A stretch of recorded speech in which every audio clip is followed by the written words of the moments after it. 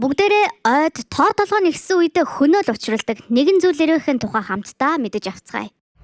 Сибирийн хүр ирвэхэн 2 жилийн амьдралын мөчлөгтэй хүрэнцрээрээ өвлждөг.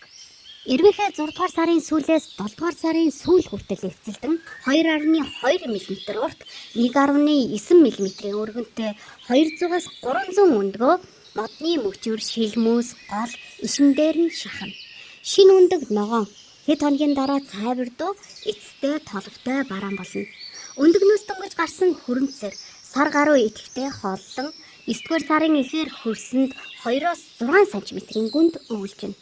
5-р сарын эхээр хүрэнцрүүд идэвхтэй хооллон ойролцоогоор 53 мм болж дахин хөрсөнд өвлжинэ. 2 дахь жилийн хүрэнцэр 5-р сараас 6-р сарын сүүл хүртэл шилмүс дүүдэггүй залуу мөчөр холцыг хүртэл иддэг. Нийтдээ 5-аас 6 удаа буужина. Хүрэнцэр нь үсэрхэг, зоон тал нь хар, хажуу талууд нь өнгөлөг саарл.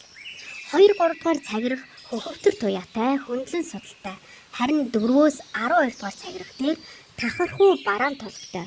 Хойноосоо 2 дахь цагирахт хар хөх багц үстэй. Хүрэнцэр 6 дугаар сарын сүүлээс 7 дугаар сарын эхээр хонгионд хүүхэлдэлнэ. Хар хүрэн бараан, богино шаргалдуу үсээр бүрхэгдсэн хүүхэлдээ нь шар саарал мяндслаг 25-аас 45 мм хонгион дотор байж 19-өөс 21 хоногийн дараа ирвэхээ ниснэ. Далавчин саарал, хагас сарн цагаан толготой, хар хүрэн суудлуудтай. Хоёр нь далавчны үзүүрт ойрхон. Эмэгчнийх нь далавч 65-аас 90 мм цайвар шар, эрэгчнийх нь 50-аас 80 мм бараан хүрэн. Эрэгчний сахал урт самархуу, эмэгчнийх нь богино маажуурхуу. Шинэс нарсаар голлон хооллох ба идэж тэжээл хомссон үед бусад шилмүст модоорч хооллоно. Хангай хөвсгөл хинтийн уулархаг можийн тагийн бүсээс бусад ойн санд өргөн талхалттай.